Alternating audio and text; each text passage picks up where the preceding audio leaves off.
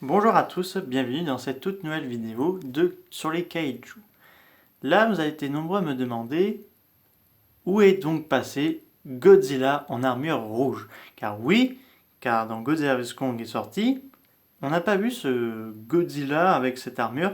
Donc on va un petit peu voyager dans le temps, donc en 2020. Donc en 2020, on nous annonce les jouets de Godzilla vs Kong. Donc on a la figurine Godzilla, Kong, Mechagodzilla, Warba, Skullcravel et, et un Godzilla qui portait une armure, alors rouge. Alors je peux pas trop vous dire à quoi lui devait le servir. Je pense que ça devait lui servir à rien, à part s'il protégeait des attaques de Kong avec sa hache.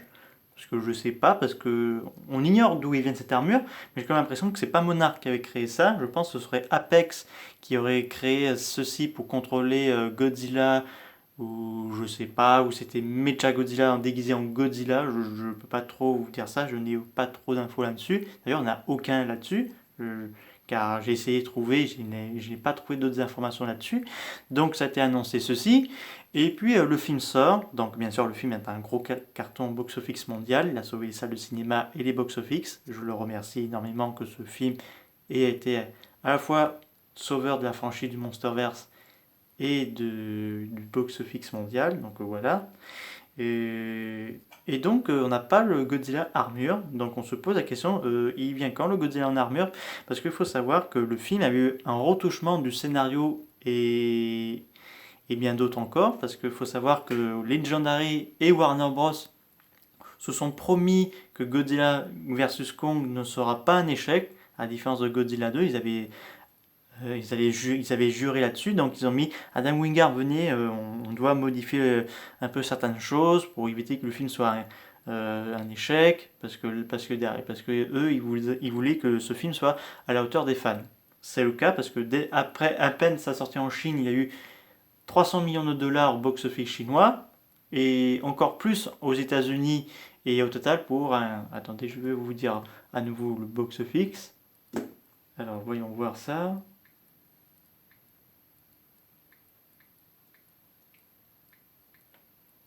Il a fait 467,8 millions de dollars si je dis pas de bêtises. Non, non, c'est ça. 467,8 millions de dollars au box-office mondial. C'est plus que Godzilla 2. Et ça se place il se place juste derrière Kong Skyland et Godzilla 1. Donc quand même c'est un gros succès. Mais pour avoir un tel succès comme ceci, il fallait qu'il remodifie le script et le scénario, tout ça. Il faut savoir qu'on aurait dû avoir une troisième actrice de Godzilla 2 King Monster, donc Shanji, qu'elle aurait dû reprendre son rôle de scientifique monarque et qu'elle saurait apparemment aider Madison et excusez-moi, George et Bernie dans pourquoi Godzilla devient agressif et tout ça. Et sauf qu'est carrément effacé au montage et à la même occasion le Godzilla armure rouge parce qu'ils ne nous ont pas trop révélé là-dessus.